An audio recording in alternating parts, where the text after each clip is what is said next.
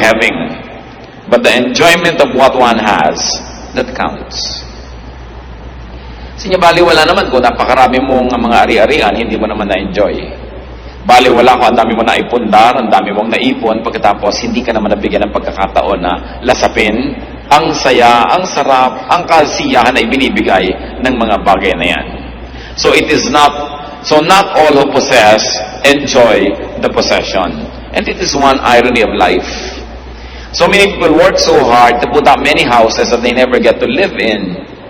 Many people work so hard to have many vehicles that they never get to ride and use because of many reasons. One of them, the law of physics, that a man could be only one place at one time. So hindi mo naman na-enjoy yung marami. Marami kang binibili mga damit, pero gaano karaming porsyento sa binibili mong damit ang talagang naiisipan mong gamitin at gusto mong isuot.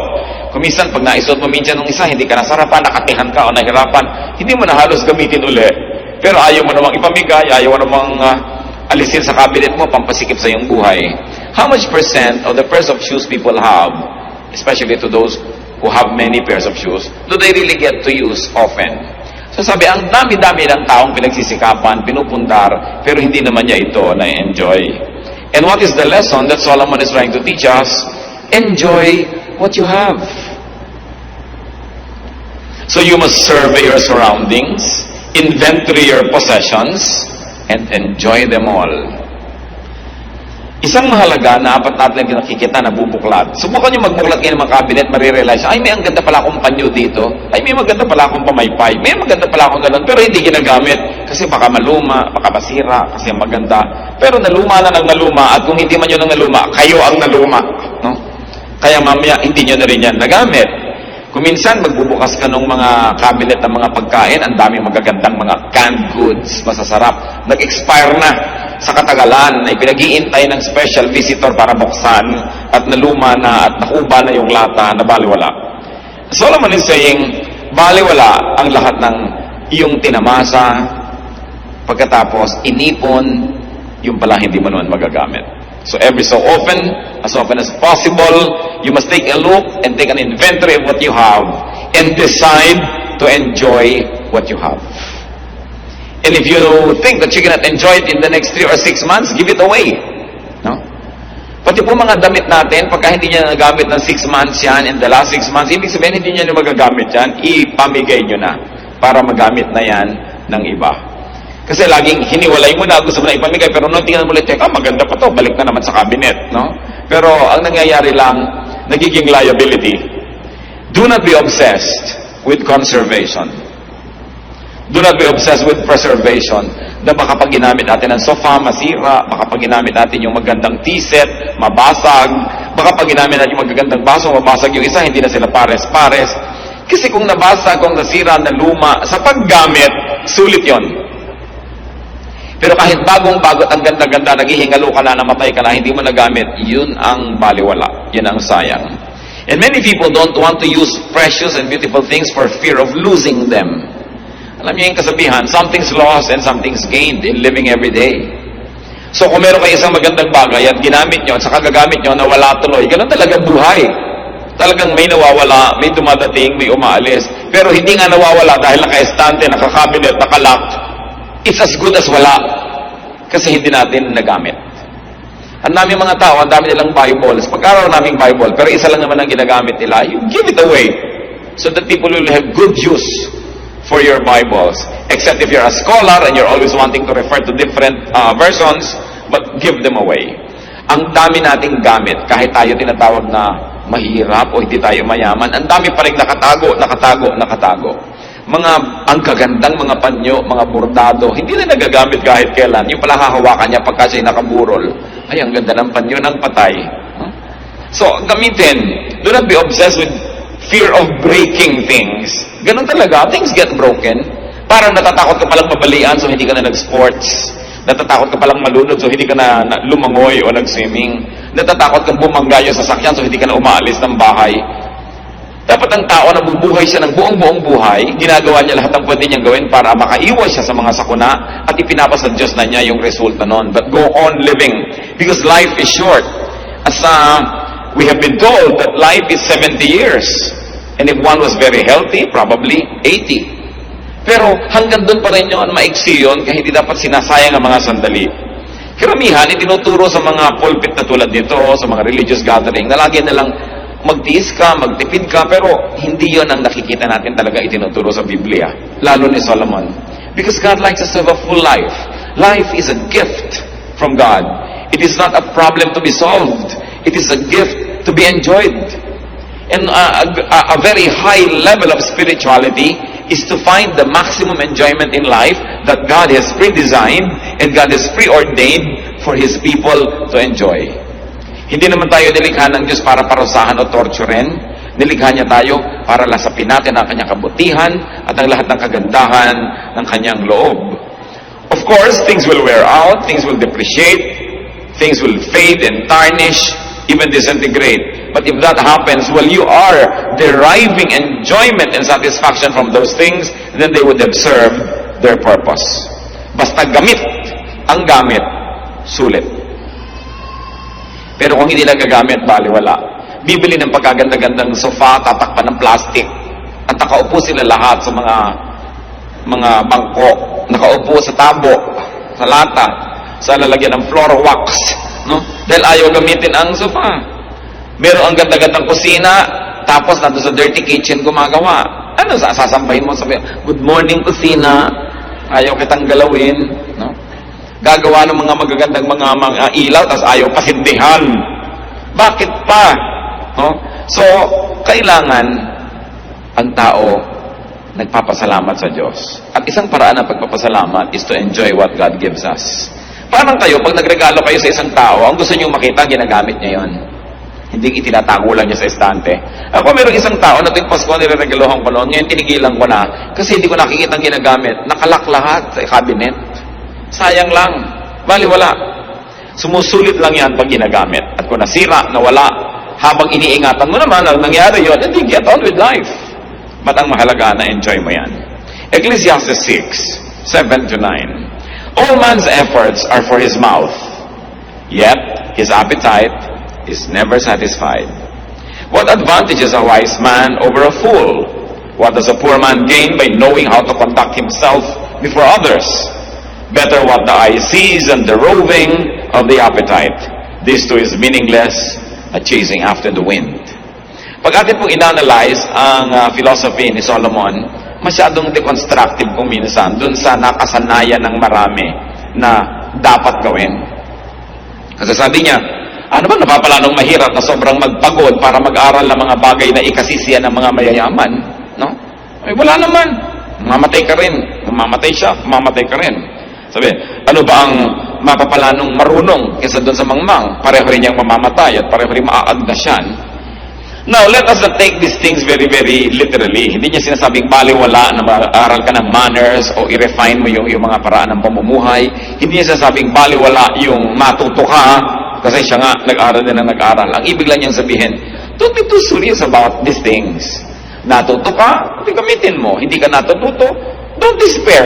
May buhay ka pa rin at tuloy pa rin lang yung buhay at kapareho ka lang ng mga marurunong, pareho lang kayong buhay at pareho rin kayong mamamatay. It is very liberating to learn from Solomon. Not to take ourselves too seriously, not to take every detail of life too seriously, and then to make the most out of every event in life. So anong itinuturo dito ni Solomon sa verses 7-9? Enjoy only what you have and do not covet what you do not have. Sabi niya, better what the eye sees than the roving of the appetite. Mabuti yung hawak mo na kaysa sa yung inaasa mo na malayo. So sabi niya, kung anong meron ka, yun ang iyong enjoyin. Marami pong tao miserable, hindi masaya, hindi kontento. Kasi kung ano yung meron sila, hindi yun ang kanilang ina-enjoy. At kung ano yung wala, yun ang inaasam. Hindi na magtutugma kahit kailan yung supply at demand. At lagi na lang siyang, laging parang kulang. Parang sabi ni Percy Bysshe Shelley, isang Ingles na makata, we look before and after. We don't look at the now. We look before and after and pine for what is not. Ang hinahanap ay yung wala. Ang gusto ay yung hindi pwedeng mangyari. Kaya lagi na lang kulang at kulang. Mga kapatid, anong ibig sabihin to enjoy what you have? and not to covet what you do not have. It can mean misery, it can mean happiness, kung naintindihan natin ang ibig sabihin nun. Lahat ng tao, meron po tayong pag-aari. Meron tayong atin. Meron tayong sariling bahay. Kung hindi man, nire-rent mong bahay. O kaya nakikitira ka, arkinin mo sa iyong puso na ito yung bahay ko. Pero kung ang laging isipin mo yung bahay ng iba, hindi ka nasasaya. Ang bawat tao may trabaho, may profesyon, may ginagawa. Kung ang lagi mong kinakaingitan yung ginagawa ng iba, ano lang mangyayari sa buhay mo? Lahat tayo may kakayahan, may talento. Lahat naman tayo may ilong. May tao ba namang walang ilong? Pero laging ilong ng may ilong ang kinakaingitan mo at gusto mo maging korte ng ilong mo ang ilong niya, hindi ka talaga sasaya. Ang sinasabi ni Solomon, ayan ka, maraming binigay sa iyo ang Diyos. May mata ka, may ilong ka, may kamay ka, may kulay ka, yan ang kutis mo. Ba't laging gusto mong maiba yan? Kaya lagi ka nalang laging kulang, kaya lagi ka nalang hindi masaya. Desiring this man's art or that man's scope, with what I most enjoy, contented least. Sabi naman ni Shakespeare. Lagi nila gusto ko yung kaya niya, yung ginagawa niya, yung talento niya. Kaya tuloy nagsisikap ang tao at sabi ni Solomon, napakaraming pagsisikap ng tao dahil lang sa inggit sa kapwa. Kaya lang naman aral lang aral, hindi naman dahil gustong matuto, dahil gusto niya mas mataas yung grade niya kaysa sa kanyang classmate. Kaya naman palaki ng bahay, hindi naman dahil kailangan kasi nakikipag-compete pala siya sa laki ng bahay sa barangay nila o kaya sa mga kapatid niya o sa mga pinsan niya. Sabi niya, so much of what man does is born out of envy. Kaya nakikipag-compete. No? Tama na sana yung kanyang waistline, pinapalit pa kasi nakikipag-contest pala siya sa isang mas maliit naman yung baywang. Hindi ka natitigil dahil sabi nga sa Desiderata, there will always be the greater and the lesser person than yourself. So what is important is for you to be at peace with yourself. Ito yung height ko, ito. Ito yung weight ko. What I'll do is I'll do my best so that I'll be healthy, pero kung talagang doon na lang, ito ako. Ito yung kulay ko, ito yung buhok ko. Kaya napakaraming tao nakakalbo. Sa dami na nang inilagay ng mga asupre sa ulo para mag-straight ang hair. No? Kung kulot ka ba, di kulot. Marami ka pang mahuhuling insekto. Bakit laging kailangan iba? No? And because of the evils of advertising that forever makes you unhappy with yourself, forever making you covet what other people are and what they have, then people end up being unhappy. So do not covet what you do not have. Ecclesiastes 6:10 to 11. What exists has already been named, and what man is has been known. No man can contend with the one who is stronger than he. At sino yung nire-refer dyan na stronger? Ang Diyos. The more the words, the less the meaning. And how does that profit anyone? So what is Solomon trying to say? That life has been pre-designed. Huwag ka na makipagtalo na may gravity. Meron talaga. No? Di ba ang laging ginagawa ng mga beauty products? Defy gravity. No? Para ka magwawagi, ay talaga namang may gravity. No? Lagi na lamang na yung araw ginagawa mong gabi, yung gabi ginagawa mong araw, wala nang tugma. Laging lihis. Sabi, huwag ka na lang makipag-contest dun sa nakatakda na. Mag-adjust ka na lang, sasaya ka pa. It is pointless to argue with God. Meron pang, bakit ba ako naging Pilipino? Sana dapat ako Eskimo. Pilipino ka nga, kahit mag-isay ka dyan, mapapalitan mo ba yung katotohanan na yon? So, magpakabuting Pilipino ka na. Maraming, bakit ba ako'y pinanganak na mahirap? Mapapalitan mo pa ba yung araw ng iyong kapanganakan at ang iyong sitwasyon? So, gusto mo palang umasenso, paasensohin mo lang sarili mo. Pero huwag mo nang sisihin yung mga magulang, sisihin mo lumaki ka sa isang pulo, sa isang probinsya, kasi ganito, kasi ganyan. Sabi ni Solomon, walang mangyayari. Nakatakda na yan. Mag-adjust ka na lang, sasaya ka pa. So it is pointless to complain about life. Dahil sabi niya, how can you find somebody who is strong? Meaning God. If God in His infinite wisdom has so ordained that this is going to be like this, then let it be. Samantalang hindi naman naniniwala ang inyong lingkod na bawat detalye ng buhay natin ay nakaguhit na, nakasulat na at nakatakda na para lang isang script na babasahin, pero may general framework ang buhay na talagang nakatakda at hindi na yun naiiba pa. Yung mga detalye na lang how you deal with it. Halimbawa, talagang tao ay mamamatay. Kung nakatakda yun, may magagawa ka ba para ibahin yun? Pero siguro naman, kung nag-iingat ka sa buhay at kinakasihan ka ng magandang panahon, mapapahaba mo ang iyong buhay kaysa sa iba na hindi maingat. Pero kahit mapahaba mo pa ng plus 20 years yan, mamamatay ka pa rin. Na kahit anong gawin mo, ang tao talaga ay nakakasakit. So kung lagi ka nalang takot na takot magkasakit, hindi ka na nagkaroon ng life because you're always afraid that you might get infected, then you will be miserable. May general rules. Those are unchangeable. But the details you may influence with your character, with your prayer, and with the way you live your life. But there are unchangeable realities that we really simply have to accept. At mas tahimik ang buhay kung hindi tayo makikipagtalo at makikipagtuos sa bawat ganon. Merong mga ganyan mga tao pagka gusto ninyo magpahinga, gusto niya maging active. Pag gusto niya maging active siya, pahinga. In one family, it is horrible to have a member like this. Lahat kayo gusto niyo mag-outing, biglang gusto niyo mag-stay home. Yung kung kayo north say south, kung kayo east say west, laging kalaban ng kalaban ng kalaban. There's always contention, there's always stress, and there's very little relaxation and happiness. So sabi nga, umayon. No? Umayon. Umayon sa panahon, may tag-init, may tag-lamig. Mga Pilipino lang ang init. Para naman bago ng bago, dito ka na nga lumaki, dito ka na tumanda, naninibago ka ba na mainit pag tagaraw? Ang init, ang init. Talagang ganun, mainit ka dito Mabuti ka, mainit dito sa atin. Yung ibang tao, namamatay naman sa lamig sa ibang lugar, no? So, laging baligtad. Alam niyo ba na isa sa mga pinakamabiling tsokolate sa Amerika na tinatangkilik ng mga Pilipino? Choknat. Nung nandito sa Pilipinas, walang inasam kundi kumain, no? Ng mga western products sa tsokolate. Mga nasa Amerika na, choknat ang pinagkakaguluhan. Skyflakes. Pinagkakaguluhan yan, no? Sa mga tindahan ng mga Philippine food sa Amerika. Kung ba't nung nandun, ang inaasa mo yung pagkain dito, nung nandito, ang inaasa mo yung pagkain doon, kaya hindi na kahit kailan mag-swak. Pagka nandito, nagbabakasyon, ay sa Amerika, ganito, mabuti pa sa Amerika, mabuti pa sa Amerika. Pero pag nandito mo sa Amerika, ay, alam mo sa Pilipinas, ganito, ganon. Kahit sana lang siya lumagay, hindi siya masaya. Dapat pag binuksan mo ang iyong maleta, isang araw ka lang nandun, treat it as your home and make it your home. Adjust. People who adjust become happier. And Solomon says that the more argumentation, the more philosophizing, the less sense. So the silence of the wise is more enriching than the speech of fools. Binanggit niya yan. The foolish are always talking. They're always complaining. Silence is a speech.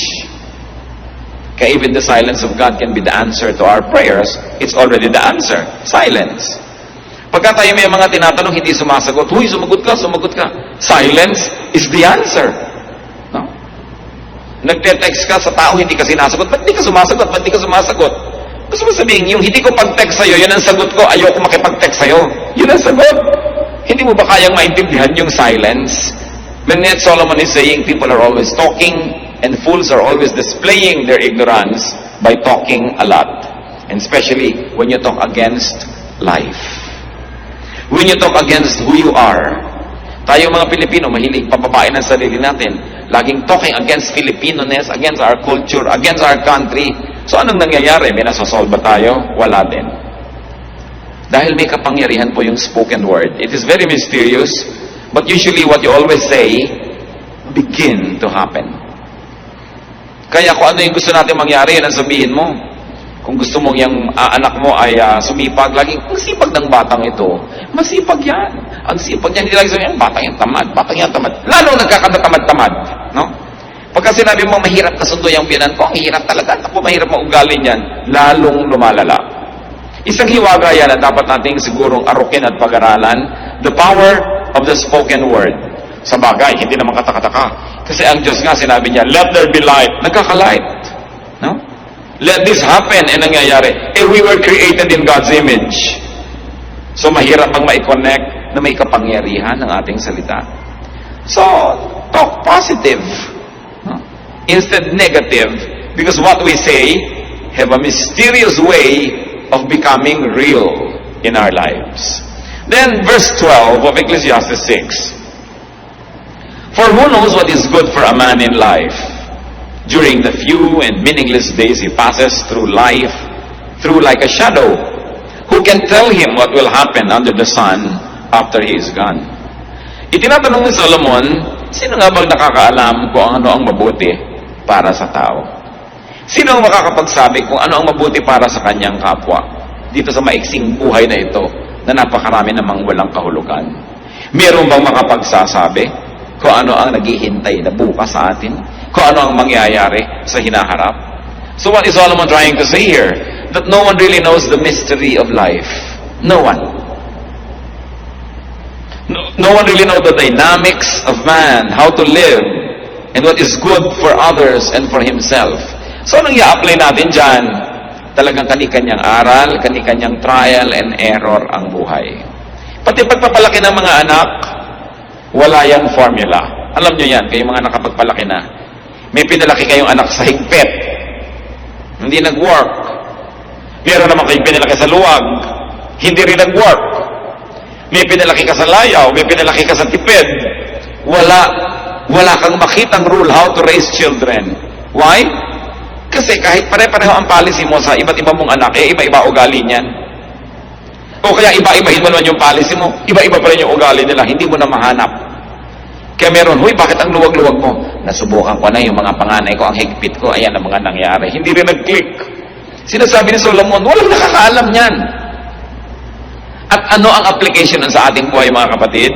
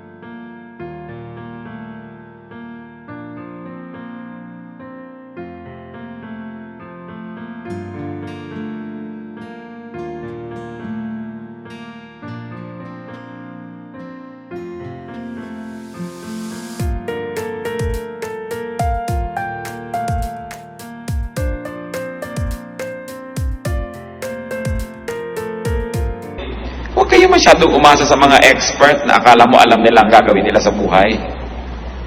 At huwag din tayong laging tinuturuan natin ng kapwa kung anong gagawin. Malay mo talaga kung anong dapat gawin. Alam mo ba talaga?